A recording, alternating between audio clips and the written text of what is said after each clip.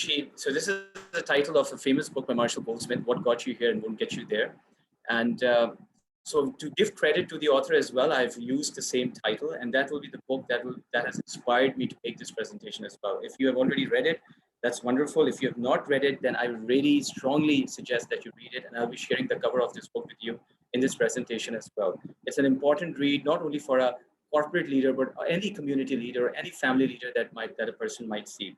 So the main question is, what got you here won't get you there. What got you here means where I am right now, the currently where I am in my position, in my company, in my job, in my personal life. Something got me here, right? So when I start my journey as a small junior position person or as a single person, I grow on the basis of my resume or on my skills or on my capabilities. And as I further grow and grow and grow, and more responsibilities come on my shoulders and more people depend on me, I need to be more self-aware of myself, because I need to understand, and that is what the book also tells us, that what got me here to this position where I am right now, and I might be a very successful person, I might be a high achiever, but to get to the vision where I want to go, or where to the point that I want to go, the same skills cannot carry me. So I need to be more self-aware, and I need to be more aware of the things that I need to adopt and things that I need to learn in order to grow further to the vision or to that place or that position that I have as an objective for myself. So the opportunities might come and I might not be getting them. And you will see in your organizations as well, you will see in your companies as well, that people grow in a very excellent way, in a very exponential way. But all of a sudden they hit this barrier. They hit this barrier and they stop. And this person is highly intelligent, highly brilliant, and is doing wonderful job, has excellent skills, but something stops him or her from growing in the organization. And that is what we are here to explore today, that things that get you to the positions where you are at right now might not be the same arsenal or might not be the same weapons that you need to grow further in your careers or in your life. And there are other things which are more subtle, which are more hidden, which we are not able to see unless we are self-aware about ourselves, that we will be able to achieve them as well. So you see many stories around you which show you that people are doing wonderful, but when they have a team under them or when they are growing into leadership positions and you see that this person can become a CEO or a CFO or can become a community leader, all of a sudden that person stops. And that person also does not know why I have stopped. And many a times the organization also does not know why this person is not growing. So these are the hidden things that we need to know. So being aware of yourself and knowing what to improve is a very important part. And so the purpose of this workshop also is to highlight some of those things which are so much hidden from us, but are very detrimental to our career or otherwise to the culture of our organization. All right. So if you have any questions or if you have any comments, you can write it here as well. So the rules for the workshop, of course, we'll take care of the timing. And for the timing, I've started at exactly 3 p.m. in Pakistan time, and I'll try to close it at 3:45, 3:50, and then maximum, we can take up to 4 p.m. for the question answers. Please turn your mobile phone off and concentrate more on the screen. And if you have any questions, please do ask me. If you are not part of the WhatsApp group from where I shared this link, please be part of that WhatsApp group so that more information, when it is shared there, you can benefit from that information. And you can benefit from other workshops that will that will be shared in that group. So please do become part of that group, and I'll be sharing in my chat box here the link for the WhatsApp group as well, if you want to be part of that, and you can share that in your communities as well, right? So if you have any questions right now, you can ask. If you have questions afterwards, I'll open the group and you can ask questions in there as well. The notes, very important to take notes. I'll be sharing with you some tips. I'll be sharing with you some symptoms and other things that you will see here. So I would really highly encourage you to share the notes. I will share the recording of this workshop as well. Yes, I will. As I said, that by there we mean the vision that you want to achieve, the place that you want to go. So what got you here, where you are right now in the current position, there is the opportunity that you're eyeing. There is the vision that you're looking for. There is the objective that you want to achieve.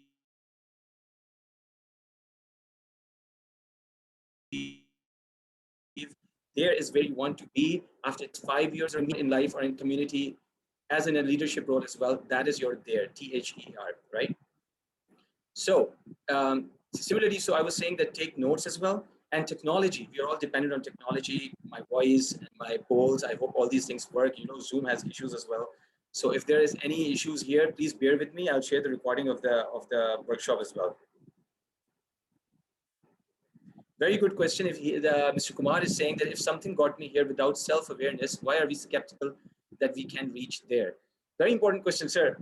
The important thing to understand is that what got you here is your resume that got you that job. If you're looking at it from the job perspective, it was your skills, your ability. You might be an engineer, an accountant, a finance person who got that job and then is growing on his skills. Because when you are at a junior position, when you are in a junior position as an individual player, then mostly the skills and capabilities matter and the production that comes out of you.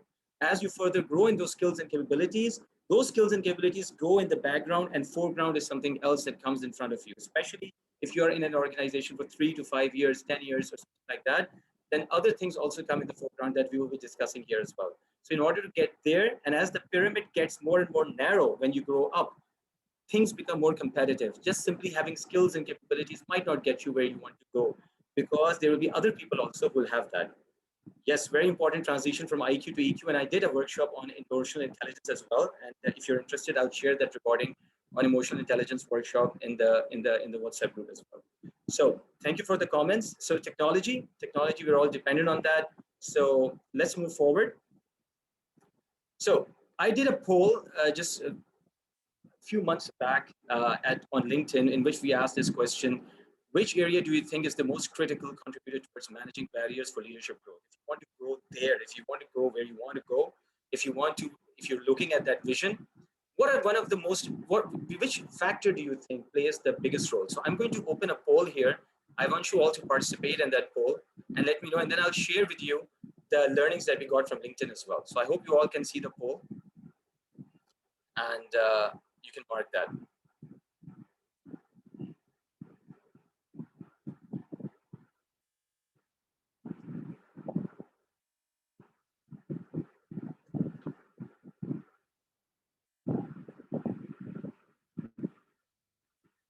So very interesting results that I'm looking at here, very contradictory to what we got in the LinkedIn is.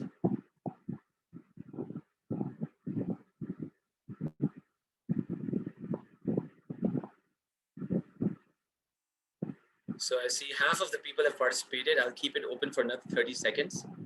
If everybody can participate, that'll be great. We'll have a good... Okay, what do we mean by organizational culture?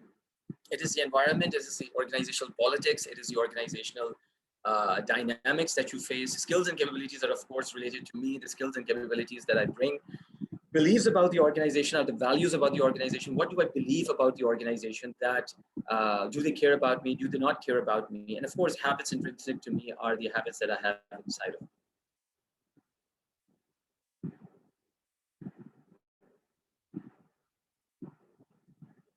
So I'll be ending this poll in another 20 seconds. So if somebody has not voted, they can vote.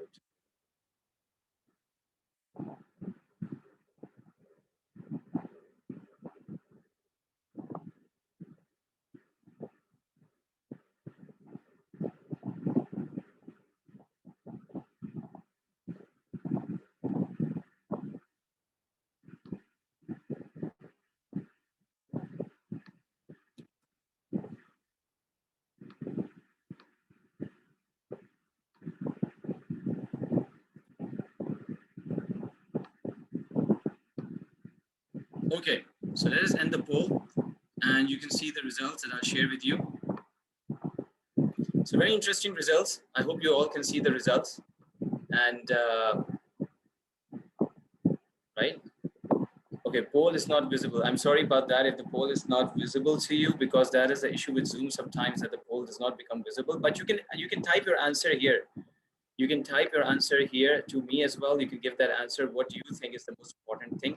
Amazingly and very interestingly, you can see that a lot of people here have chosen habits intrinsic to us, which is a good surprise.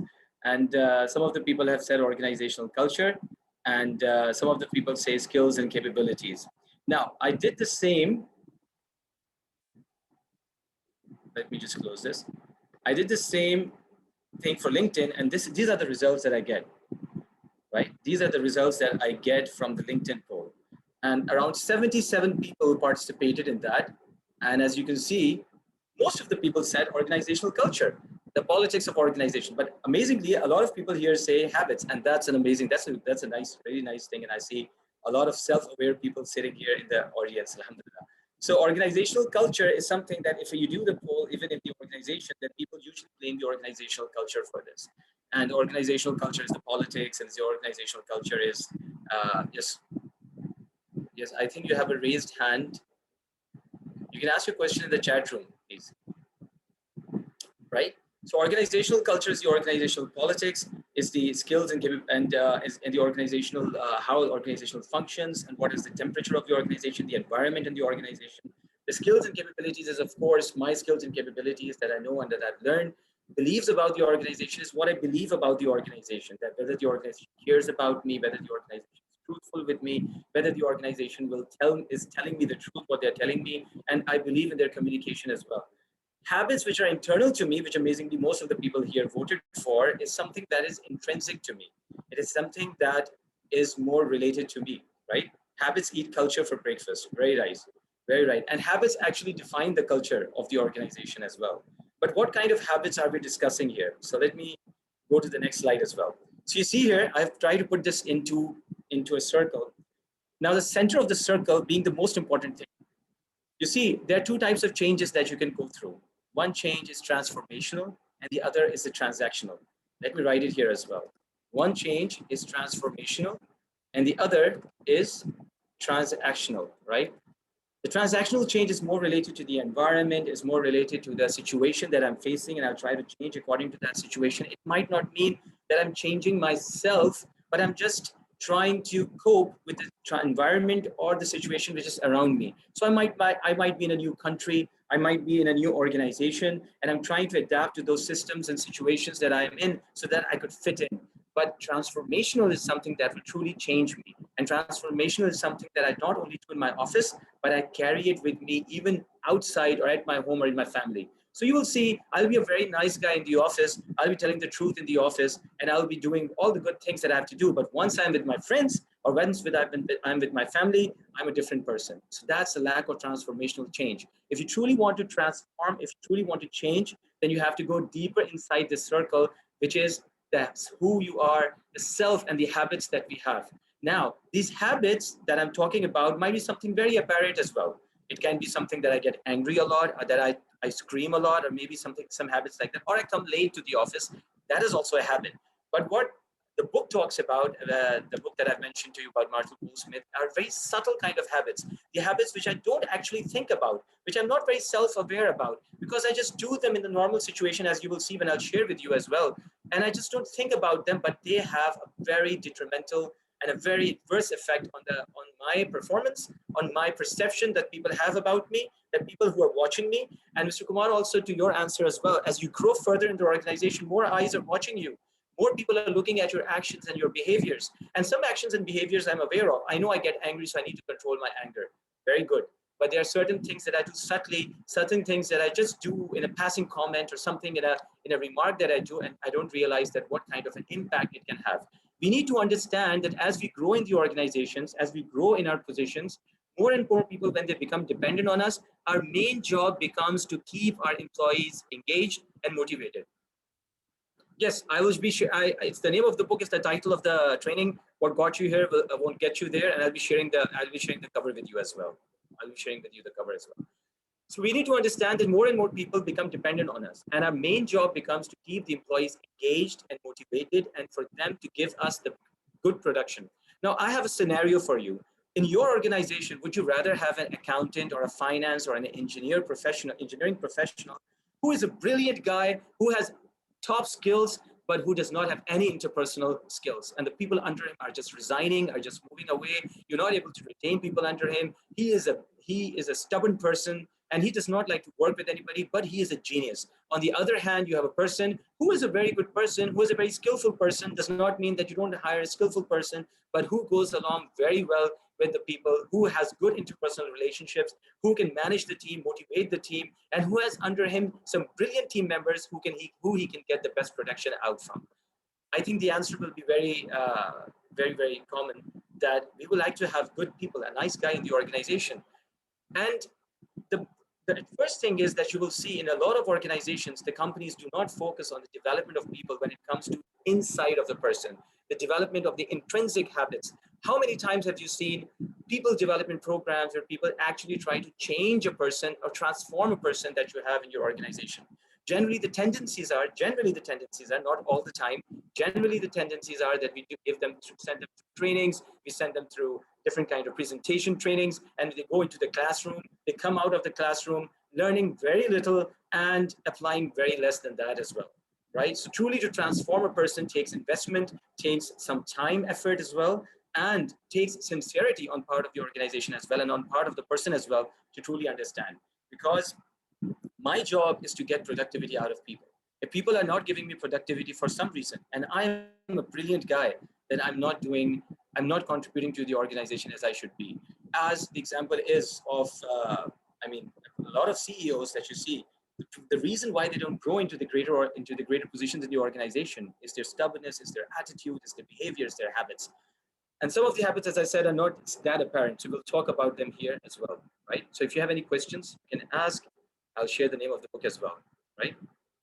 And I have a question. Can you think of some of the habits which may be a barrier for a person? I mean, we have talked about habits, so you can, if you can quickly just share, if anybody would like to share any habits or something that is intrinsic to my behavior that I see. All right, so let us move on to the next slide. Here we have a quote from Marshall Goldsmith. He says, as we advance in our careers, behavioral changes are often the only significant change we can make. Now, you have to understand, okay, we have a chat. Can you share some values? Values. Values in the sense, the values that I should have. Because values of the values are driven from the organization as well, but values can be anything. It could be like honesty, it could be telling the truth, it could be doing things fairly, right? And unfriendliness is not a value, it's a vice, in fact. So I mean, being honest, and you have values in your organization, that you will be always honest, that will be always truthful. So what Marshall Goldsmith is also saying here is that the behavioral changes are the most significant changes that you can make. Why? Because once you grow into the organization, the other people are also growing with you. The skills and capabilities also almost become equal. It is not because you don't have skills that you have grown. Of course, if you have skills and capabilities, that is why you have reached where you have reached. But now what will take you further up? What is that differentiating factor that allows an organization to unconsciously or even consciously select a person for the leadership role? And that, according to Marshall Goldsmith, are the behaviors that we have, are the habits that we have, that truly defines the differentiating point between us and the others that we are in competition with as well. So what is a habit? Just a small definition. Habit is a settled tendency or usual manner of behavior. Of course, habits is something that I usually do. Habit is something that comes out of me unconsciously. It has a trigger point as well. And due to a trigger point, that when something happens or I am in a certain environment, I'll act in a certain way. And that is a habit. In my workshop on emotional intelligence also, I'll share the recording of that in the group as well. I did mention that how you can change those habits or how you can become more aware by controlling your mind in that sense. But habits are a very important part of our lives. 45% of our normal behavior is that. Please get an Atomic Habits. Yes, Power Habit is a very good book, no doubt about that. These are very good books, no doubt. And I'll mention them here as well. So habits are a critical thing for us, right? And habit is something that I do. What you do consciously is not a habit. It is something that you do in a judgmental way, in a measured way. But what you do unconsciously is more of a habit that we talk about. This is the book that I've been mentioning to you, Marshall Goldsmith, What Got You Here Won't Get You There. Amazing book. Marshall Goldsmith has talked about in this book around 20 habits. So in this workshop, in this presentation, I can't cover all the 20 habits, of course. So I will try to cover 5 of these habits, and which I feel are the most important ones from my experience in HR or in managing people as well. Because I meet a lot of people, I am in learning and development, I'm in organizational development, so I love to help people as well. I love to hear about their challenges and guide them through those challenges. So these are one of the 5 things that usually come up as the most prominent habits. So we will be sharing those with you as well. And this is the book that you can get, amazing book, very nice book, and a must read. So let us, before we go to the habits, let me share some important pointers with you. The first thing to understand is The people who focus on behavioral change are actually outstanding people, as they accept their gaps and are committed to getting better. These are not people, these are not people who are failures in life, or these are not people who are not doing very good. Just wanted to clarify the difference between habits and behaviors. Yes. So these are actually outstanding people who have accepted that there are behavioral things that they need to work on. So when you work upon your behaviors, when you work upon your habits, it is not a psychological or a psychiatric or some other issue like that. No, everybody has certain behaviors and tendencies that they have adopted, that they have been groomed upon throughout their careers. Some external factors, internal factors make me what I am today, but that does not mean that I cannot change. So this is one important point that I need to focus on. The other thing is, these are not flaws in intelligence. These are not flaws in skills. As the author also says in the book, if this was a football team, then I am not coaching you, or I'm not teaching you how to play football. I'm actually teaching you how to play football in a nice way, how to gel in with your team members, how to have good interpersonal relationships, how to be the nice guy and yet play good football and perform very well. So these are everyday annoyances making a workplace more noxious than it needs to be. And as you will see in some of the habits that I'll share with you, that these are some small things that we usually do, and we don't really realize that what impact they can have on people.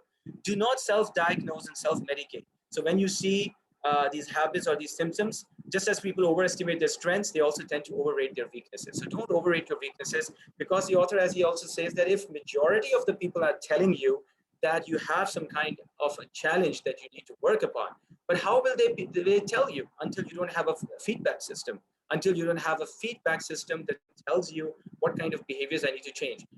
And how many times do you see in the organizations, I've worked with different organizations, some very big organizations, how many times do we see that we really focus on the behavior of the people? We might talk about it in the appraisal system, but we just let the guy go because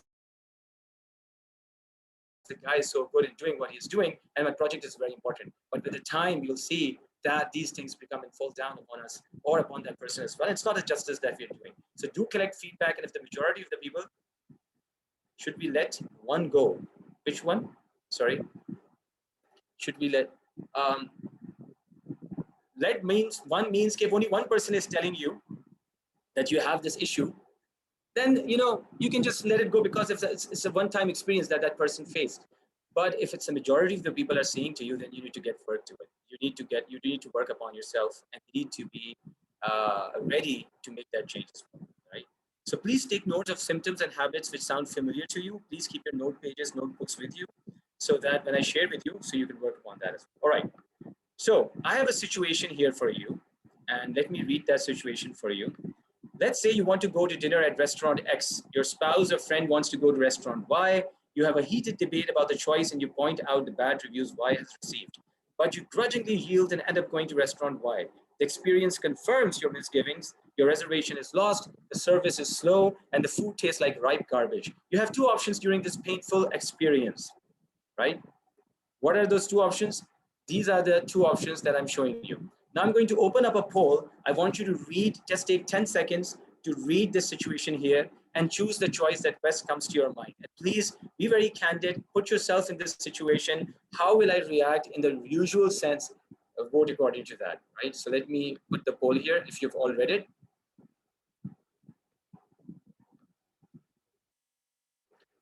If you've all read it, so I'm launching it here, right? I hope you can all see the poll now.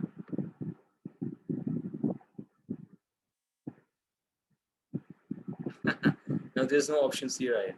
Either you just critique the restaurant or you just stay quiet.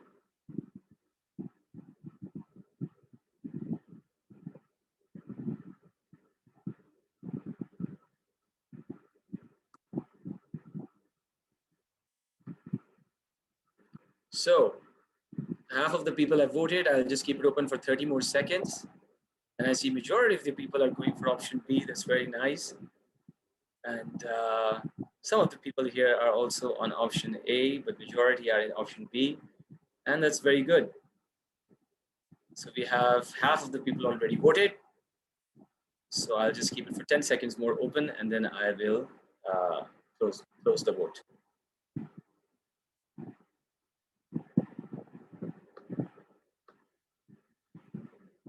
I prefer A plus B. don't fake the vote, because I'm not going to keep these results and I don't know who is voting for what, to be very honest with you.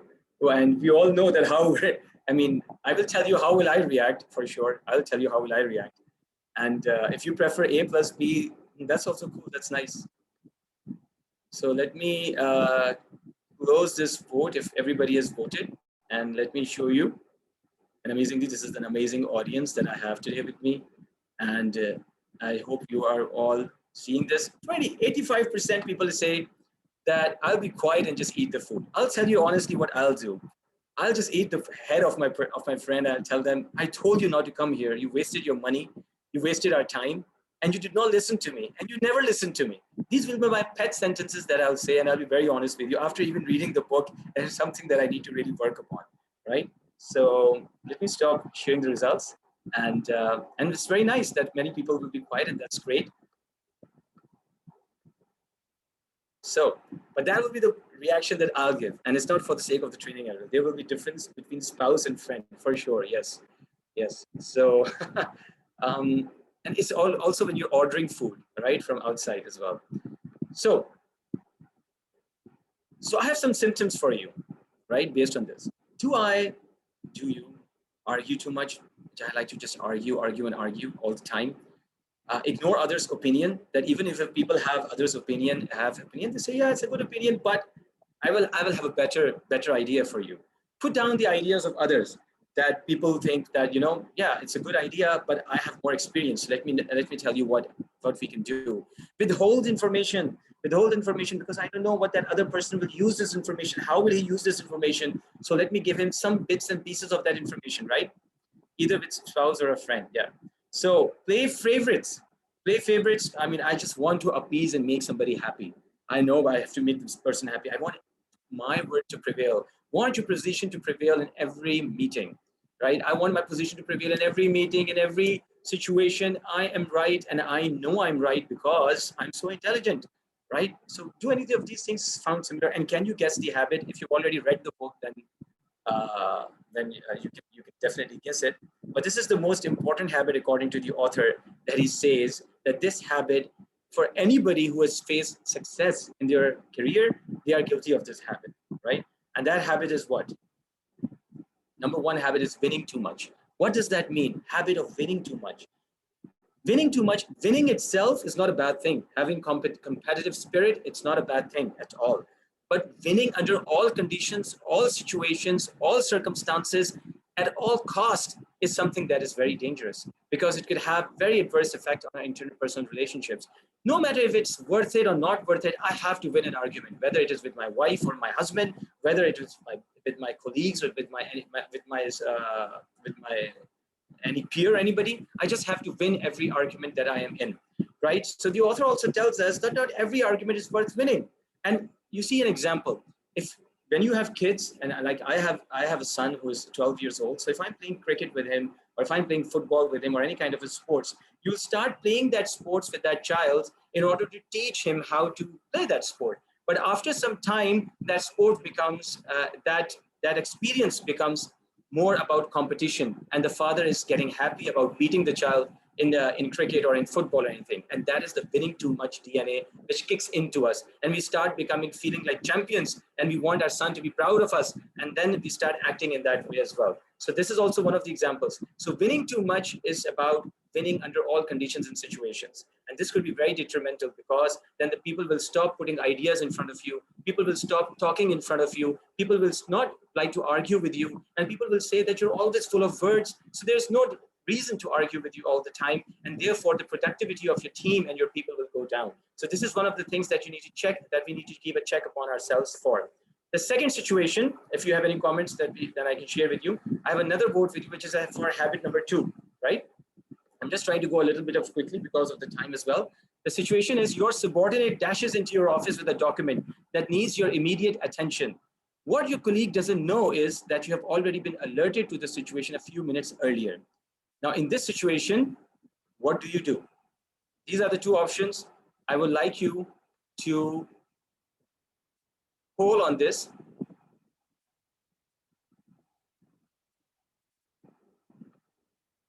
And let me know.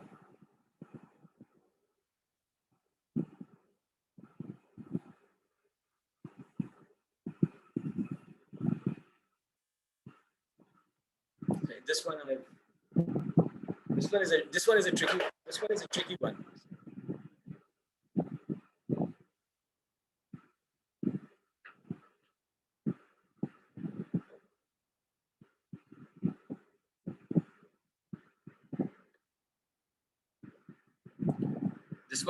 Your subordinate dash. So most of the people are saying, accept the document and thank you. Someone inform your subordinate that I already knew that.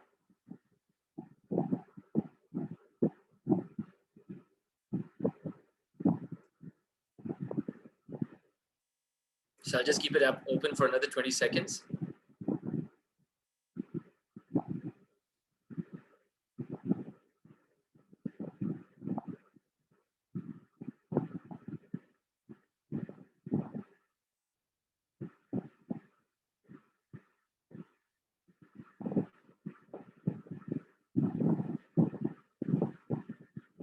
So let me end the poll and show you the results. Amazing group of people that I have with me, mashallah, very nice. That I have A plus B, yeah. So I have people who are telling me, majority of the people are telling me that accept the document and thank your subordinate. Inform your subordinate that I already knew that.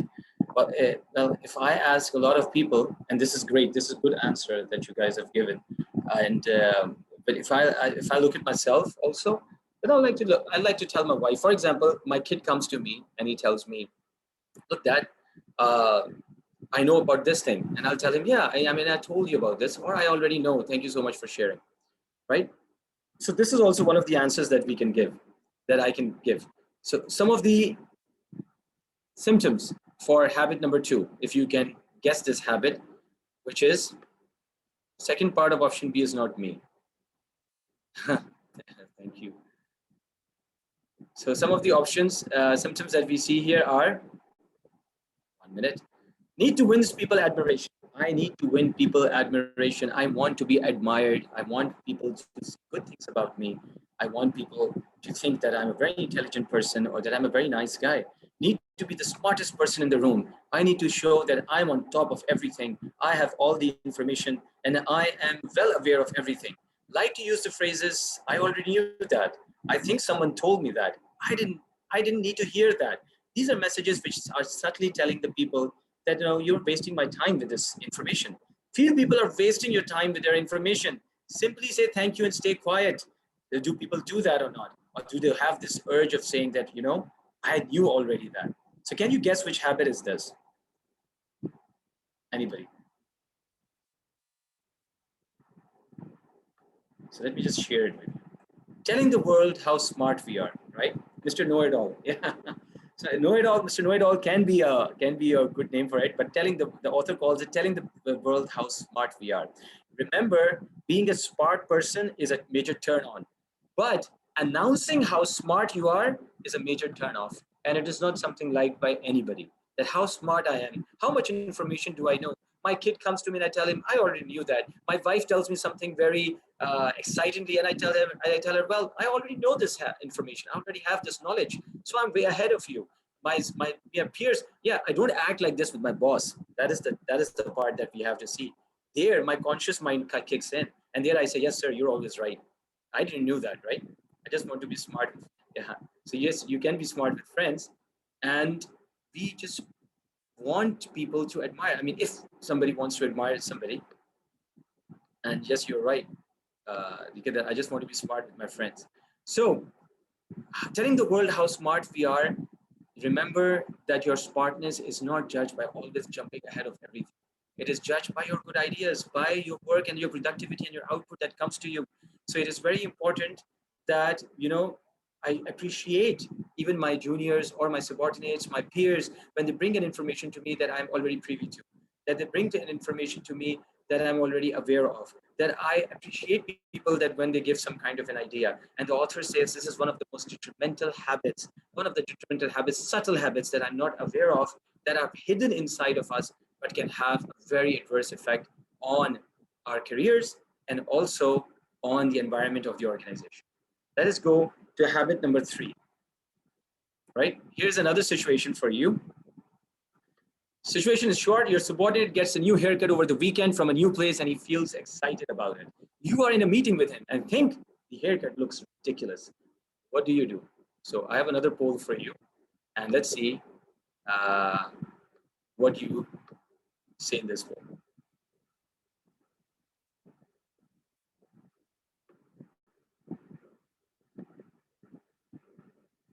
Yes, I will share the presentation with you, and I'll share the recording as well. It will be my pleasure. No issues with that. Compliment the haircut with a smile and tell him jokingly that I would love to work with all of you. I would love to have an organization which have these 37 people with me in it. That would be a wonderful place to work with. It's an amazing culture that'll be there because I'm getting the best of the best answers that I can expect. That's great. So, uh, so I have 10, 20 seconds left, and then I will stop this poll and I'll share it with you. I'm already working with you. I know that. So you have to be very honest with me.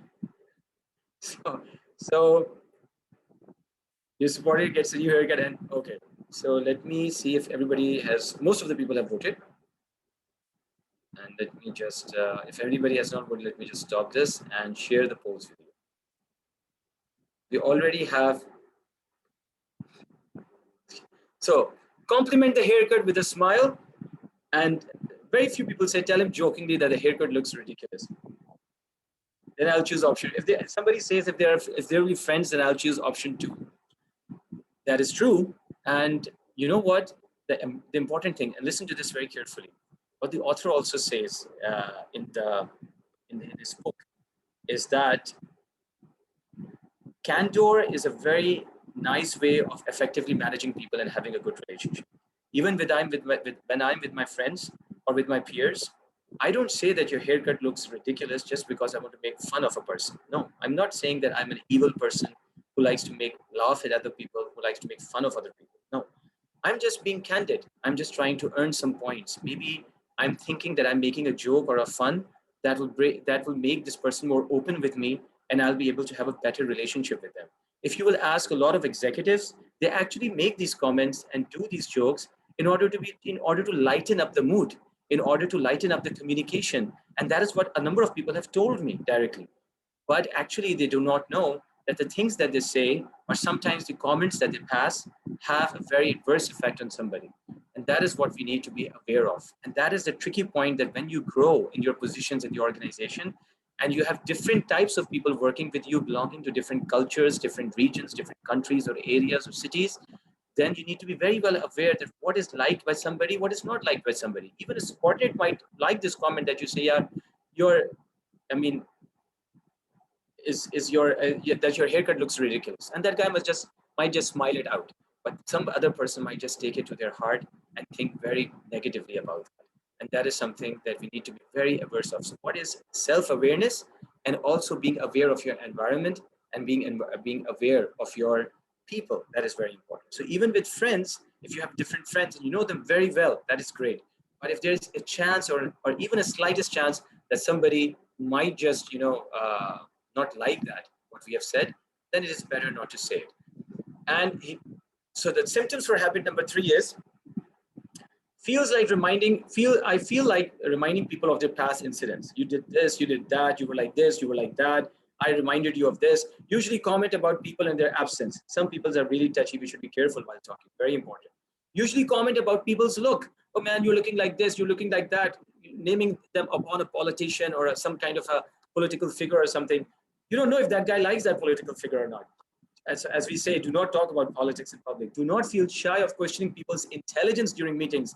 But that was just a stupid idea. Where did you come up from that? Oh, I think you could do better than that. Like to use candor as an effective management tool. So I like to be lighten up. I like to be relaxed. And then I feel that I have this autonomy to make any kind of joke that I want to, because the people in front of me will not criticize me and will be smiling. And I think I'm a very nice guy. I'm a very nice boss. But yet when the engagement scores come in, I'm not such a nice person. And then I'm confused. What is wrong with me? So the third habit is, as the author puts it, making destructive comments. Making destructive comments is not only using abusive language or using bad language. Destructive comment can be any comment which can have a mental impact on anybody. And we must be very well aware of that person. How can I be aware of that person? Meet them individually, meet them separately, have one-to-one meetings with your subordinates on a weekly basis, fortnightly basis. Understand who they are, what are they going through. If you will not understand them, then you might be trying to do something better or something good, but actually it is having a very negative impact on the people. So let us move quickly to habit number 4 and 5. I have combined it here. Here also I have a situation for you. So please read the situation in 10 seconds. You and your team worked on an important presentation for the whole week and over weekend. This presentation is very important for your performance appraisal. Finally, the presentation was made to the company board. The chairman at the end of the presentation acknowledged the work and looking at you said, good work. What do you do? What are your options? These are the options. I'm going to launch this poll as well. This is the last poll. And let's see what the results we get. Remember, your appraisal is dependent on this. And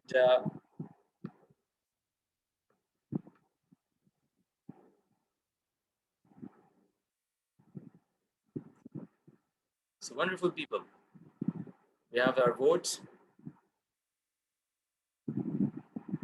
I'm just looking at the time as well. So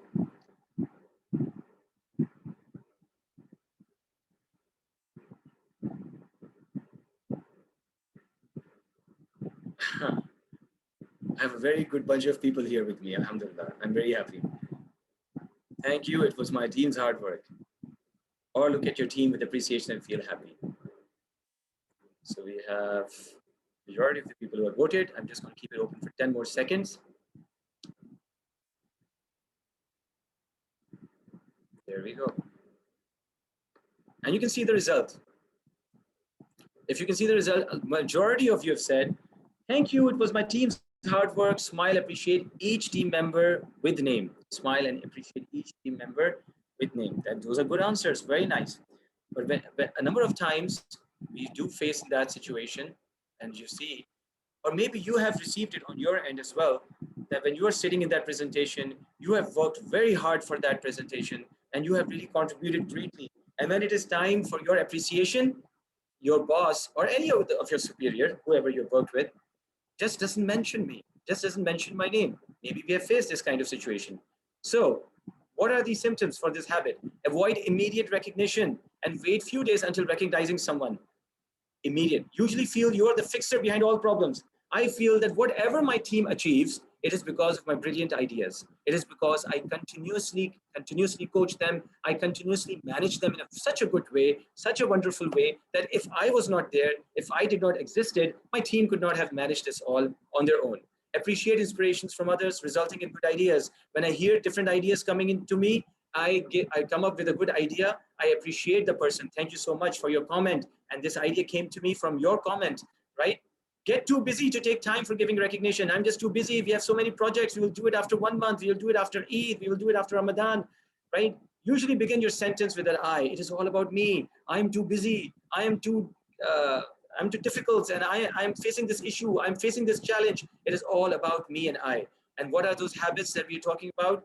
Failing to give recognition for habit number 4 and claiming credit that we don't deserve. Both of them are kind of related to each other. Failing to give recognition.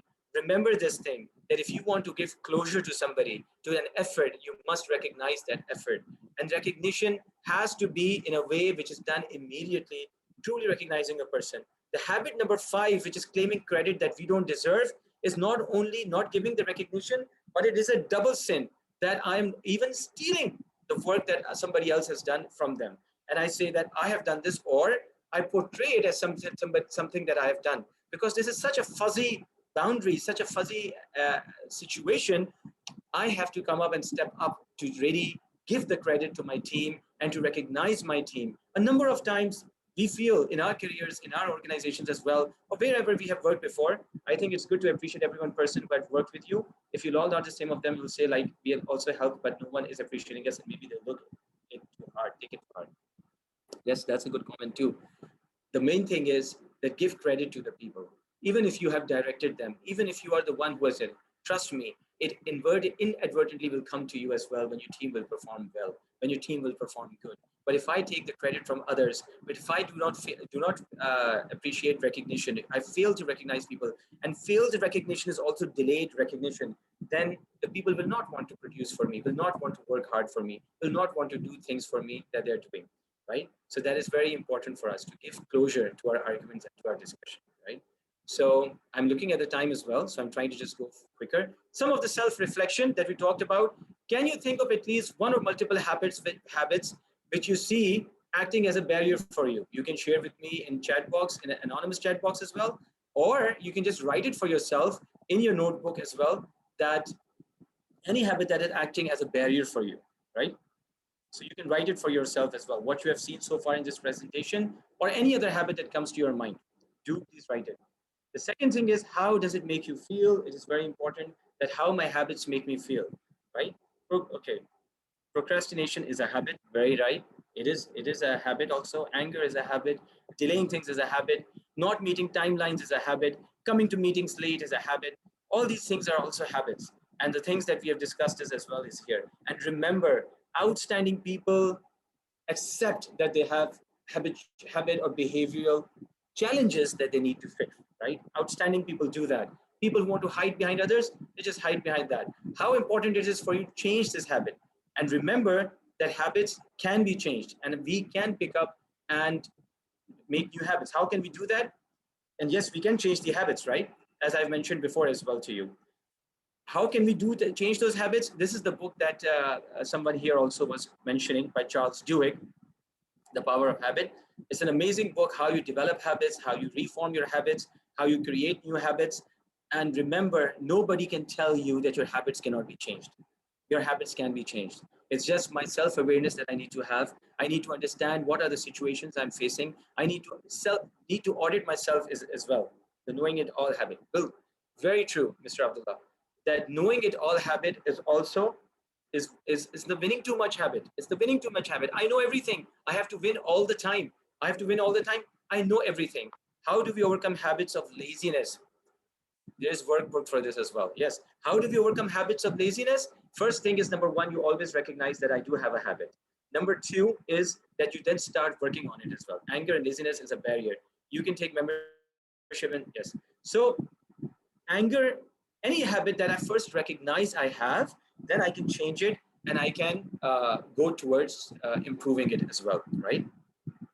Now the question might come to your mind, what should I do? You have talked about 5 different kinds of habits that Marshall Goldsmith has mentioned. What should I do in order to correct myself? I seem to have few things. I look at myself.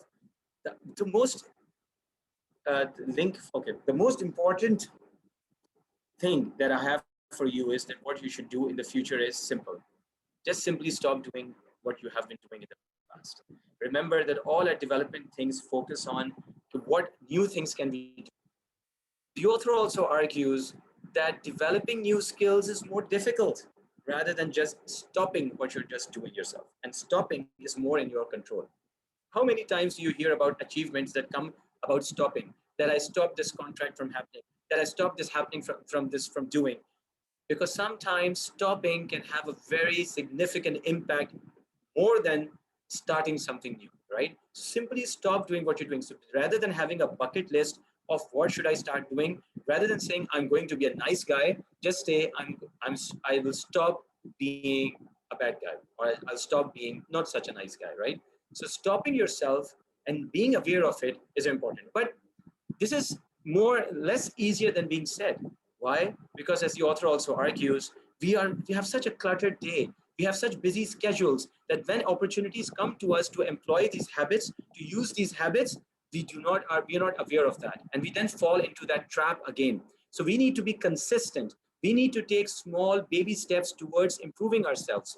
We need to be more aware about the habits that we have, and then we can change ourselves slowly and slowly. Because just saying that I'll stop doing this and tomorrow I'll do it again, day after tomorrow I'll do it again, and I'll keep doing it again because I keep falling into that hole because of those situations that come to me all of a sudden. So one of the ways is to be more consistent, to take small steps towards recognizing and identifying a habit and then fixing it yourself. And remember what Robert Nodelli also said. I absolutely believe that people unless coached never reach their maximum potential. So coaching is one of the tools that we can use to take those incremental baby steps towards improving those habits as well. And coaching is a very powerful tool that I've experienced myself because it is long-term. It is something that takes time, it takes effort from the person and really applies And if you want to change your habits, then coaching is one of the most important things. You will see organizations that if they see a problem with a person, they will put them into a classroom, bring them out after 5 days, thinking that they will be a changed person. How many times have you seen a classroom training changing a person? I being in the HR and the learning development, really, I believe more now in personality development, transformational change, rather than just transactional change or the change that I put person in for 3 days into a classroom, bring them out, and he's a changed person, he or she. It takes time to change. It takes time to develop your habits and to change your habits as well. So this is one of the important tools. So what is next? You're here where we are right now, as I have shared the habits with you as well, and I'll be closing in the next 4 or 5 minutes. You're here where we are right now, and thank you, Mr. Jody. And you need to get to your vision, you need to get to your objective, but you have to understand that what got you here won't get you there. Now, I hope everybody is clear about there and what we need to get there, right? So let the journey begin. So I know there are a lot of people here who would like to start this journey, and therefore I invite you to fill this form. There's a QR code that is given here as well, and to take a start towards this journey if you would like to. And being aware more about your habits that you have, and trying to take those incremental small baby steps in moving towards changing those habits. Remember, I'm using the author Marshall Goldsmith here because to bring credibility to what I have experienced, because he has years of research after him, and all these habits that he has shared. And inshallah, I'll be sharing other habits with you also in WhatsApp group. Either I'll make small videos of those things and I will share those things with you, the other 15 habits also, or I encourage you to buy the book and read that book yourself and read about those 15 habits. But take that step and go forward towards there. Fill this form, and we can have a small talk and conversation, and we'll see where we can take it from there, right? Again, just a small last comment from Stephen Covey. What you do has a far greater impact than what you say. Remember that. What you do has a far greater impact than what you say. Inshallah, I will try to do a workshop after Ramadan, or yes, this session is recorded. I will try to do a session Ramadan after Ramadan on corporate hypocrisy. It's a very important topic, right? Because what we say and we don't do that, then that is a very different thing, right? And so what was most useful for you? I would like to end this session right on time, because that is my commitment with you. Here on the right side is the form QR code. I'll be sharing this in the WhatsApp group as well. If you're not part of the WhatsApp group, please join the WhatsApp group. Be part of the WhatsApp group as well. And so that when I start sharing more things there, you can be part of that as well. I'll share about other habits there as well, inshallah. Yes, I will share the recorded session. And the right side is the form that you can fill. My phone number is also given, and my email address is also given. Please don't hesitate to get in touch with me if you want to. I would like to learn from you as well, and I'd like to benefit from you as well. So fill the form, be part of the WhatsApp group, and let me know what was most useful for you here. I can share 2-page summary of power habits. So that would be great if you can. If you are in the WhatsApp group, I'll open the WhatsApp group right now as well, so that you can all be part of that conversation, and we can share that. So if you have any feedback or anything, otherwise that is from my side. I try to finish it in as smallest time possible. The content is too much, but inshallah, I'll try to share over the period of Ramadan and this time, small videos, inshallah, about different habits, other habits as well, inshallah. So thank you so much for joining. Thank you for your time and taking out time over weekend. I really appreciate that. And I look forward to talking to some of you and, taking this journey forward as well. So do fill the form that you have. The link for the WhatsApp, I will share the link for the WhatsApp. Here's the link for the, here's the link for the WhatsApp, and the form is here also that I can share with you, right? And I'll share with you in the WhatsApp group as well, the forms link as well, right? Thank you so much. Thank you for joining, and thank you for being such a good participants, and for all your participation. I try to squeeze it as much as possible. Inshallah, I'll share other habits with you as well, and we'll take this series forward. And inshallah, we'll do another session after Ramadan as well. But in the meantime, I'll keep sharing small 1 minute, 2 minutes videos as well. So stay tuned in the WhatsApp group for the other remaining habits, also the 15 habits that Marshall Goldsmith talks about, right? And do buy the book. The book is wonderful. So be more self-aware and try to change it. And yes, I would like to thank Mumkin also for this excellent session. and for giving this opportunity to me as well. Inshallah. So thank you so much, and be part of the group, as I said, and I will be opening that group for the comments as well, and I'll be signing out now. Thank you so much, and if any other comments, please let me know, because we have 1 more minute left with us.